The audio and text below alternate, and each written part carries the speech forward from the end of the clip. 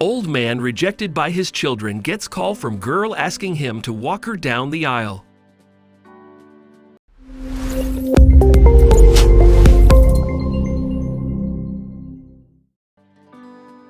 An old man who is neglected by his children is confused when he gets a call from a girl asking him to walk her down the aisle. He decides to meet her and find out who she is while Karma teaches his children a lesson the hard way. But before we start, please take a moment to give this video a like, subscribe to Happy World, and hit the bell so you'll never miss these great stories. John was a single parent who raised his two children, Anna and Harry, with love and care after his wife died when they were still young. Unfortunately, as a grocery cashier, John didn't make a huge living, and they sometimes had to live paycheck to paycheck. Nevertheless, he did his best for his children and provided a good life for them.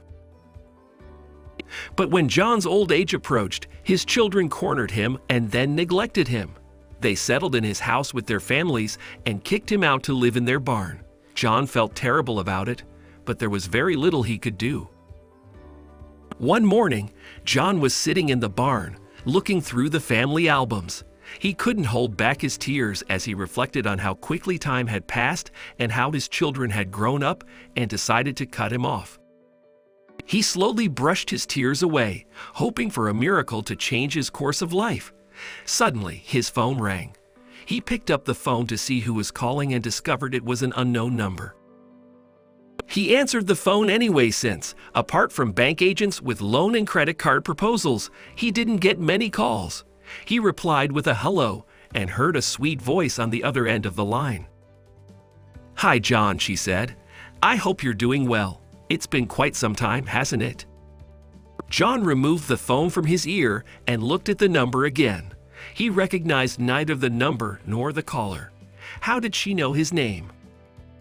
"I'm afraid I don't recognize you, miss. Who are you? Have we met before?" he asked, confused. The girl laughed. "Of course, John, we have. And after everything you've done for me, I just have one more request. Would you walk me down the aisle?" The request sent a shiver down John's spine. Was this a prank call? "Look, miss," he replied, "I'm afraid you dialed the wrong number. Perhaps you were looking for some other John and not me. I'm sorry I can't help you. Goodbye." He was about to hang up when he heard a loud please. "Please, no." She nearly screamed into the phone as John pressed the phone to his ear once again. "I didn't dial the wrong number. How about we meet somewhere? Trust me, I can explain everything." The woman gave John the location of a restaurant and proposed a time for them to meet. Before she hung up, she said, "I'll be waiting for you." John had never been more confused in his life, so he decided to meet her and find out how she knew him. 2 days later, when he arrived at the location, he saw a young girl waiting for him at a table.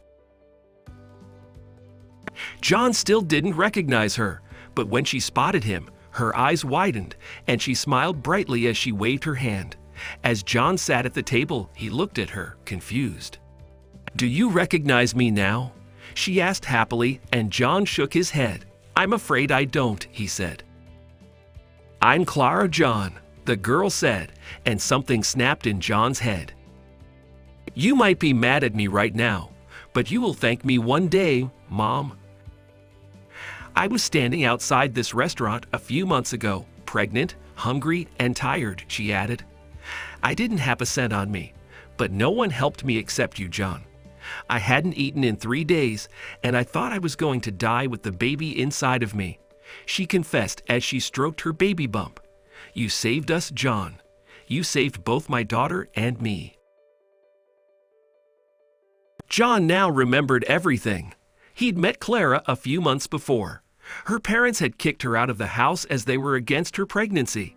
They didn't want to support her, and she had no means to support herself after the baby's father said he had nothing to do with her or the child.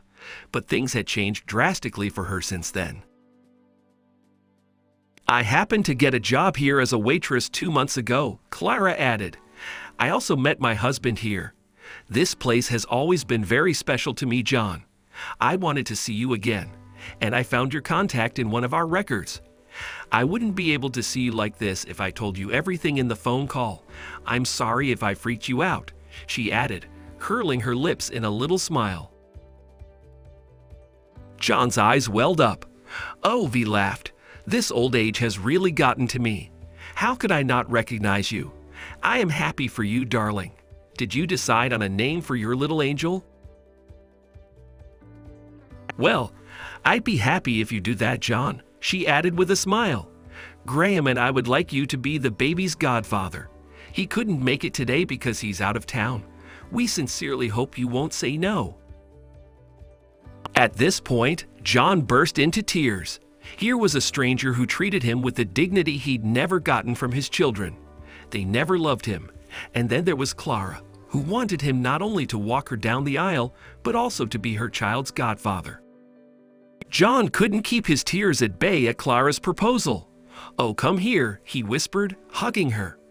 "I'd love to, darling. I'd love to." When he went home that day, John felt like he was the happiest person alive. Suddenly, he noticed his grandson, Adam, trying to build something out of wood. "What are you doing here, Adam?" he asked gently as Anne approached them. "How many times do I have to tell you not to play here? Look at all that dirt on your clothes," she yelled angrily. But Adam had a big smile on his face. "You might be mad at me right now, but you will thank me one day, Mom. I'm building a house for you to live in when you get old, just like Grandpa lives in our barn." As Adam said that, Anne's face flushed in shame. She was so embarrassed that she couldn't look into John's eyes. For John, though, it seemed as if God had answered his prayers, and the miracle he had hoped for had happened. His children eventually apologized to him, and things between him and them improved. He moved in with his children and no longer needed to live in the barn. Not to mention, he had formed a beautiful bond with Clara as her baby's godfather, and later had the honor of walking her down the aisle like a proud father.